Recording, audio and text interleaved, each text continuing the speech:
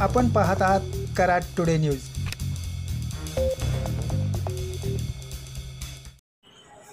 आधुनिक महाराष्ट्राचे शिल्पकार स्वर्गीय यशवंतराव चव्हाण यांच्या 40व्या स्मृतिदिनानिमित्त कराड येथील प्रीतिसंगमावर असणाऱ्या त्यांच्या समाधीवर श्रद्धांजली अर्पित करण्यासाठी मान्यवरांनी हजेरी लावली।